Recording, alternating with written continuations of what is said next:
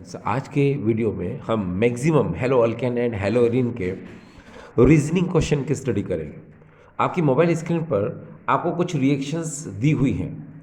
यहाँ पर alkyl halide को अगर हम पोटेशियम साइनाइड से रिएक्शन कराते हैं तो मेन प्रोडक्ट जो है अल्काइल साइनाइड बनता है। अल्काइल हैलाइड को अगर हम सिल्वर साइनाइड से रिएक्शन कराते हैं तो मेन प्रोडक्ट जो है अल्काइल आइसोसाइनाइड बनता है। अगर हम अल्काइल हैलाइड को पोटेशियम नाइट्राइड से रिएक्ट कराते हैं तो मेन प्रोडक्ट जो है अल्काइल नाइट्राइड बनता है।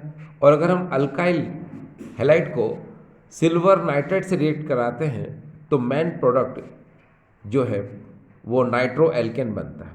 तो ऐसा क्यों होता है? क्योंकि यहाँ पर भी साइनाइड है, यहाँ पर भी साइनाइड है, मगर प्रोडक्ट को अगर हम ध्यान से देखें तो यहाँ अल्काइल साइनाइड बन रहा है और यहाँ अल्काइल आइसोसाइनाइड बन रहा है। इसी तरह से अगर हम यहाँ पर पोटेशियम नाइट्राइड और सिल्वर नाइट्राइड को अगर देखते हैं तो यहाँ मेन प्रोडक्ट को यहाँ पर देखें तो ये अल्काइल नाइट्राइड बन रहा है और यहाँ पर नाइट्रो अल्केन बन रहा है। तो ऐसा क्यों होता है? तो आज हमारे शुरुआत यहाँ से होगी। चलिए देखिए डियर स्टूडेंट्स, हम बहुत अच्छे से जानते हैं कि हमारे पास यहाँ पर ये पोटेशियम साइनाइड है और पोटेशियम साइनाइड में आपको पता है एस ब्लॉक एलिमेंट अगर आपको किसी भी कंपाउंड में नज़र आता है तो वहाँ पर आयनिक बॉन्ड ज़रूर होगा। आपको पता है एस ब्लॉक एलिमेंट में दो ग्रुप होते हैं, alkali metal and alkaline earth metal.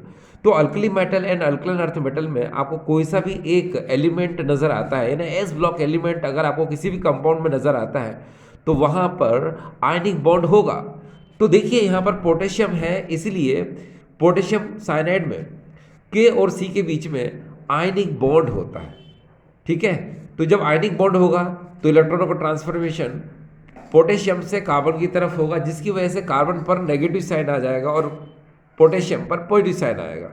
आप बहुत अच्छे से जानते हैं कि कार्बन पर नेगेटिव साइन है, नेगेटिव साइन का मतलब होता है एक लोन पेयर। ठीक है, और नाइट्रोजन भी क्या है, इस पर भी एक लोन पेयर है। तो कार्बन भी अटैक कर सकता है और नाइट्रोजन भी अटैक कर सकता है। तो यहाँ बात हो रही है कि अल्काइल हैलाइड में कार्बन भी अटैक करेगा और नाइट्रोजन भी अटैक करेगा। मगर आप बहुत अच्छे से जानते हो कि carbon carbon bond strong bond होता है then comparison to carbon nitrogen bond, यानी कार्बन कार्बन बंध जो है एक प्रबल बंध होता है कार्बन नाइट्रोजन बंध की तुलना में।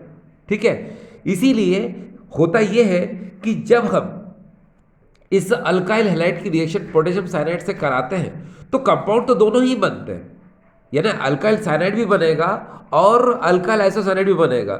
मगर मेजर प्रोडक्ट यानी कि जो ज़्यादा क्वांटिटी में होता है उसको हम लोग बोलते हैं मेजर प्रोडक्ट। और केमिस्ट्री में, ऑर्गेनिक केमिस्ट्री में मेजर प्रोडक्ट को ही लिखा जाता है, माइनर प्रोडक्ट को कभी नहीं लिखा जाता। यानी कि जो अधिक मात्रा में बनता है उस यौगिक को हम पहले लिखते हैं, और जो कम मात्रा में बनता है उस यौगिक को हम क्या करते हैं, बाद में लिखते हैं।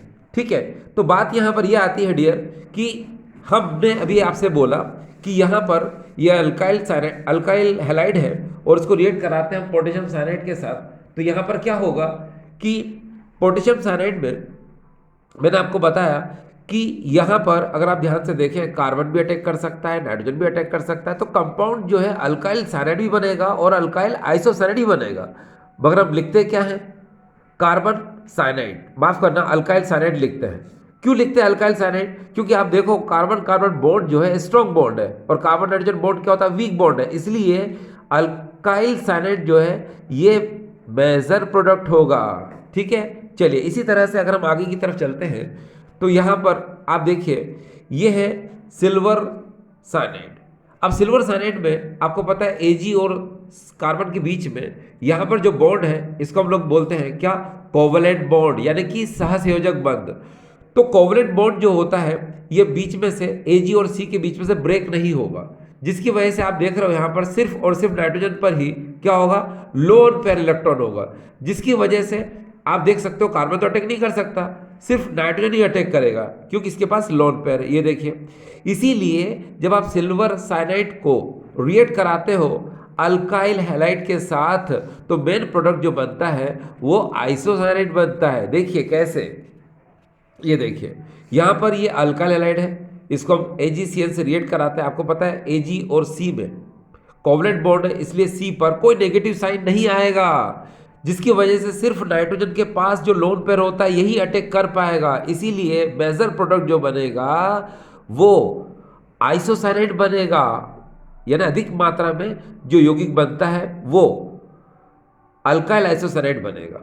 ठीक है, अब ये भी आपको क्लियर हो जाना चाहिए। अब हम अगला क्वेश्चन ले रहे हैं, ये देखिए, ये है हमारे सामने पोटेशियम नाइट्राइट, और पोटेशियम नाइट्राइट को हम इस तरह से लिखते हैं।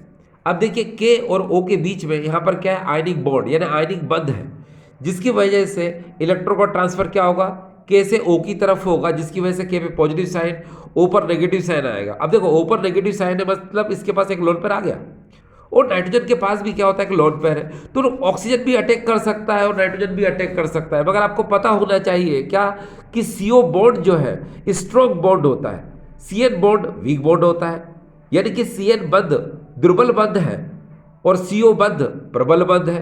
तो इसके अंदर नाइट्राइट जो है ये मेन प्रोडक्ट होगा, यानी मेजर प्रोडक्ट होगा। मैं एक बार फिर से बताऊं, बिल्कुल साइनाइड की तरह है ये भी, है ना। इसके अंदर क्या होता है कि जब आप रिएक्शन कराते हैं, ये देखिए यहाँ पर ये अल्काइल हैलाइड है, इसको पोटेशियम नाइट्राइट से रिएक्ट कराओगे तो आपको पता है ओ पर नेगेटिव साइन आएगा और एन पर लोन पेयर है, तो ओ भी अटैक करेगा, एन भी अटैक करेगा। तो कहने का मतलब ये है कि अल्काइल नाइट्राइट भी बनता है और नाइट्रो अल्केन भी बनता है, मगर ऑर्गेनिक केमिस्ट्री में क्या होता है, जो मेजर प्रोडक्ट होता है हम उसी को लिखते हैं। क्यों? क्योंकि यहाँ सीओ बॉन्ड स्ट्रॉन्ग बॉन्ड है और सीएन बॉन्ड वीक बॉन्ड है, इसीलिए हम मेन प्रोडक्ट यानी कि अल्काइल नाइट्राइट को ही लिखते हैं। ठीक है, चलिए अब हम आगे की तरफ चलते हैं, इस क्वेश्चन को और देख लेते हैं हम लोग। ठीक है, चलिए इस क्वेश्चन को देखिए, यहाँ पर फिर से एक क्वेश्चन आपके सामने आ चुका है और ये क्वेश्चन वही है सिल्वर नाइट्राइट। और सिल्वर नाइट्राइट में अगर आप ध्यान से देखें, एजी और ओ के बीच में कोवलेंट बॉन्ड है, सहसंयोजक बंध है, जिसकी वजह से क्या होगा, जिसकी वजह से ये बॉन्ड जो है ब्रेक नहीं होगा, सिर्फ और सिर्फ नाइट्रोजन के पास ही लोन पेयर होगा, यानी एकांकी इलेक्ट्रॉन युग्म होगा। इसका मतलब ये कि सिर्फ नाइट्रोजन ही अटैक कर सकता है, ऑक्सीजन तो अटैक कर नहीं सकता, इसीलिए यहाँ प्रोडक्ट एक ही बनेगा, यानी कि मेजर प्रोडक्ट जो बनेगा वो बनेगा नाइट्रो अल्केन। ये देखिए ये अल्काइल हैलाइड है, इसको हम AgONO के साथ रिएक्ट कराते हैं। आपको पता है AgONO के बीच में कोवलेंट बॉन्ड है, सहसंयोजक बंध है, इसलिए O पर कोई नेगेटिव साइन नहीं आएगा, सिर्फ नाइट्रोजन के पास एक लोन पेयर इलेक्ट्रॉन है, सिर्फ यही अटैक करेगा, इसलिए नाइट्रो अल्केन का फॉर्मेशन। ठीक है, तो इस तरह से हमने देखा कि यहाँ पर हमें जो मिला वो मिला नाइट्रो अल्केन। चलिए, तो अब आपको समझ में आ चुका है कि किस तरह से ये जो रीजनिंग क्वेश्चन है इनको हमने सॉल्व किया। ठीक है, चलिए अब हम आगे की तरफ चलते हैं, और यहाँ पर ये क्लोरोइथेन है, और क्लोरोइथेन को अगर हम एक्वस सोडियम हाइड्रोक्साइड से रिएक्शन कराते हैं तो मेन प्रोडक्ट एल्कोहल बनता है। ठीक है, यानी कि मेन प्रोडक्ट क्या बनता है, इसमें एथेनॉल बनता है। और अगर हम यहाँ पर क्लोरोबेंजीन लेते हैं और उसकी एक्वस NO से रिएक्शन कराते हैं तो देखिए कोई रिएक्शन नहीं होती है। तो ऐसा क्यों होता है, एक बार फिर से देखिए, अगर हम क्लोरोइथेन लेते हैं और उसको एक्वस सोडियम हाइड्रोक्साइड, जलीय सोडियम हाइड्रोक्साइड से रिएक्ट कराते हैं तो मेन प्रोडक्ट जो है इथेनॉल यानी कि अल्कोहल का फॉर्मेशन होता है, अल्कोहल का निर्माण होता है। लेकिन अगर हम क्लोरोबेंजीन लेते हैं, ठीक है, और उसको अगर हम एक्वस NaOH यानी कि जलीय सोडियम हाइड्रोक्साइड से रिएक्शन कराते हैं तो रिएक्शन नहीं होती है। तो ऐसा क्यों होता है, चलिए अभी मैं आपको बताता हूँ ऐसा क्यों होता है। डियर स्टूडेंट्स, आप बहुत अच्छे से जानते हो कि क्लोरोइथेन ये हेलो अल्केन का एग्जाम्पल है और क्लोरो बेंजीन ये हेलो एरिन का एग्जाम्पल है। आप बहुत अच्छे से जानते हो कि हेलो अल्केन जो होते हैं वो मोर रिएक्टिव होते हैं, मोर रिएक्टिव यानी कि अधिक क्रियाशील होते हैं, और हेलो एरिन जो होती है, हेलो एरिन जो होते हैं ये लेस रिएक्टिव होते हैं, यानी कि लेस रिएक्टिव यानी कम क्रियाशील होते हैं। तो ऐसा क्यों होता है, तो चलो आपको पता है कि जो हेलो एरिन है, इस हेलो एरिन में अगर आप इसको देख रहे हो यहाँ पर, ये जो हेलोजन है, इस हेलोजन के पास देख रहे हैं आप कि इसमें 3 लोन पेयर है, 1 2 और 3।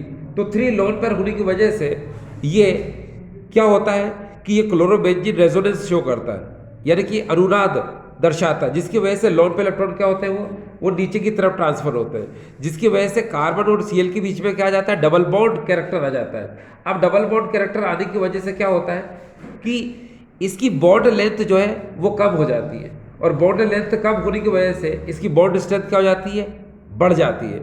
यानी इसका क्लीवेज इजीली नहीं हो पाता, जिसकी वजह से ये क्या होता है, लेस रिएक्टिव होता है। किसके लिए, न्यूक्लियोफिलिक सब्स्टिट्यूशन रिएक्शन के लिए। एक बार फिर से मैं हिंदी बता दूं कि देखिए क्लोरोबेंजीन में अनुनाद होता है, अनुनाद की वजह से कार्बन और सीएल के बीच में डबल बॉन्ड यानी द्विबंध आ जाता है, जिसकी वजह से सी और सीएल के मध्य जो बंध लंबाई होती है वो कम हो जाती है। बंध लंबाई कम होने से बंध प्रबलता अधिक हो जाती है। अब बंध प्रबलता अधिक हो जाएगी तो इसका बंध वियोजन शीघ्रता से नहीं हो पाएगा, इसलिए क्या, ये कम क्रियाशील होता है। कौन, हेलो एरीन। लेकिन अगर हम हेलो अल्केन की बात करते हैं तो आपको बहुत अच्छे से पता है कि इसमें कोई रेजोनेंस नहीं होगा, यानी कोई अनुनाद नहीं होगा, जिसकी वजह से कार्बन और सीएल के बीच का जो बॉन्ड है वो वीक रहेगा।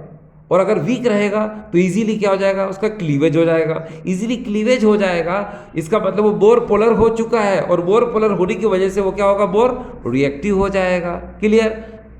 देखिए मैंने आपसे कहा कि यहाँ पर क्लोरोईथेन यानी कि हेलो अल्केन में किसी भी प्रकार का कोई अनुनाद नहीं होता। अनुनाद नहीं होने की वजह से कार्बन और सीएल के बीच का जो बंध लंबाई है वो इसके कंपेरिजन में क्या रहेगी, ज्यादा रहेगी। क्यों, क्योंकि सी और सीएल के बीच में सिंगल बॉन्ड ही रहेगा।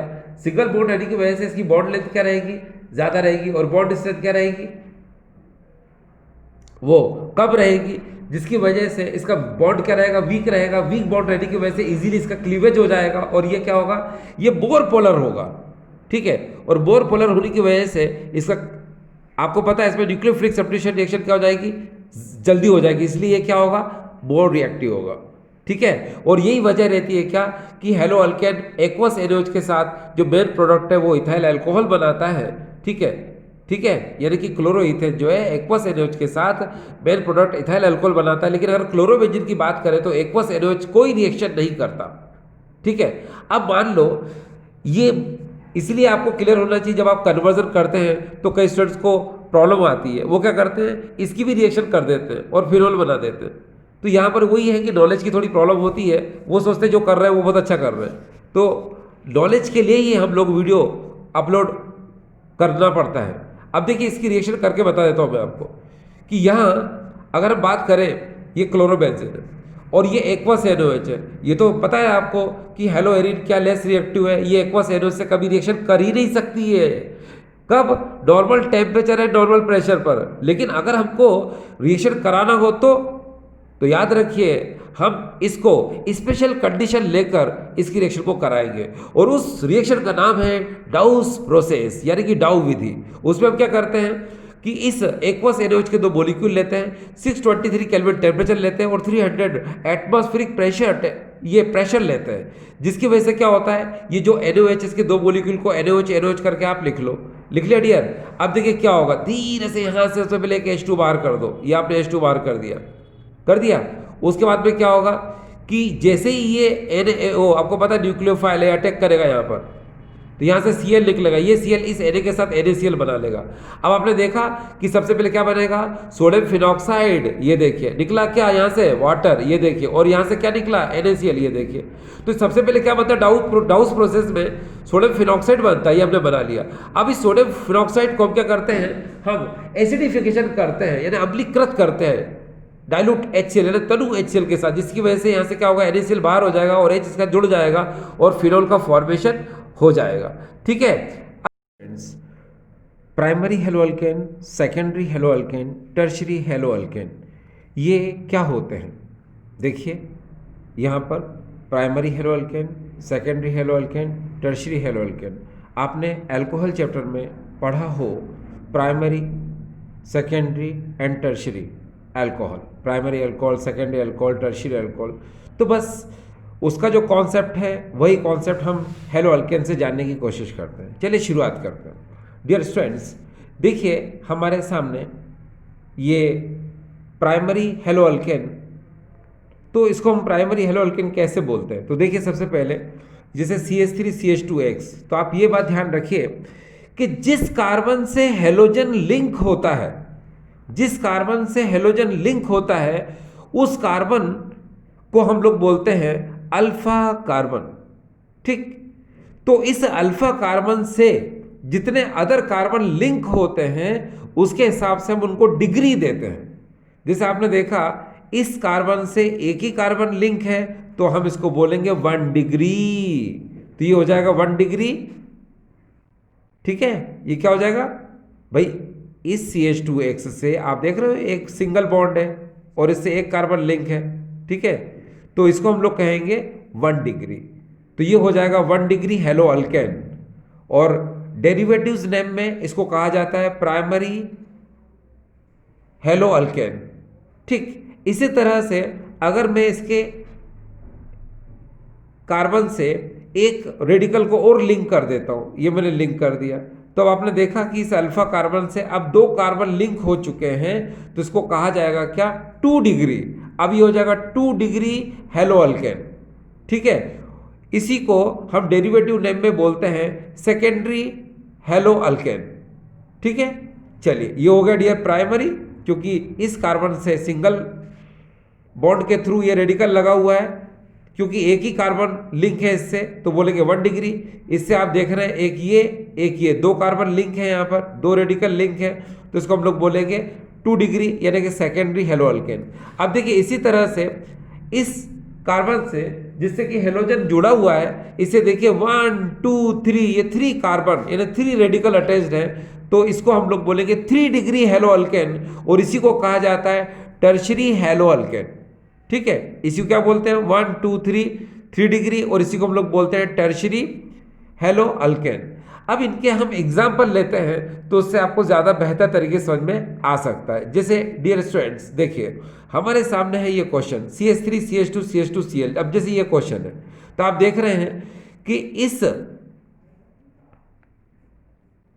कार्बन को ध्यान से देखें आप, जिससे ये फंक्शनल ग्रुप जुड़ा हुआ है Cl, तो इससे सिर्फ एक ही बॉन्ड के थ्रू ये कार्बन लिंक है भाई, इससे तो सिंगल बॉन्ड ही ना इधर, ठीक है, यानी अल्फा कार्बन से तो सिर्फ एक ही कार्बन जुड़ा हुआ है, तो इसको हम लोग बोलेंगे 1 डिग्री हेलो अल्केन, और इसी को हम लोग बोलते हैं प्राइमरी हेलो अल्केन, और इसी को हम लोग बोलते हैं क्या, अगर इसकी नेमिंग की बात की जाए तो हम इसको बोलेंगे नॉर्मल, और कार्बन कितने, बिकॉज 3, तो बोलेंगे प्रोपाइल क्लोराइड। तो इसको हम लोग बोलते हैं डेरिवेटिव्स नेम्स, क्या बोलते हैं इसको, देखो आप जब भी फर्स्ट कार्बन पर कोई भी फंक्शनल ग्रुप लगा होता है तो उसको हम लोग बोलते हैं नॉर्मल, तो ये हो जाएगा नॉर्मल। अब कार्बन गिनिए कितने, 3, तो बोलेंगे प्रोपाइल, और Cl की वजह से क्या बोलेंगे, क्लोराइड, तो इसका नाम हो जाएगा नॉर्मल प्रोपाइल क्लोराइड। तो आप बिल्कुल क्लियर है आपके लिए क्या। चलिए अब हम आगे बात करते हैं, और इस समय हम बात कर रहे हैं सेकेंडरी हेलो अल्केन, यानी कि 2 डिग्री हेलो अल्केन। अब देखिए इसका एग्जांपल हम इस तरह से लेते हैं, सपोज CH3 CH CH3 और CH से ये लिंक है, तो अगर आप ध्यान से देखें, ये देखिए इस तरह से मैंने इसको ये ब्लॉक कर दिया, ठीक है। अब आप देख रहे हैं कि इस अल्फा कार्बन से एक कार्बन ये भी जुड़ा हुआ है, ये भी जुड़ा हुआ है, तो क्या बोलेंगे डियर, इसको कहेंगे हम 2 डिग्री हेलो अल्केन, और इसी को हम लोग बोलते हैं सेकेंडरी हेलो अल्केन। और वैसे अगर नेमिंग की बात की जाए तो इसको हम लोग बोलेंगे आइसोप्रोपाइल क्लोराइड। अब आइसो वर्ड तो आता ही है, अब बिकॉज कार्बन कितने इसमें 3, तो हम बोलेंगे आइसो प्रोपाइल क्लोराइड। प्रोपाइल क्यों बोलेंगे, क्योंकि 3 कार्बन है, ठीक है, तो इसका नाम क्या हो जाएगा, आइसोप्रोपाइल क्लोराइड, ठीक है।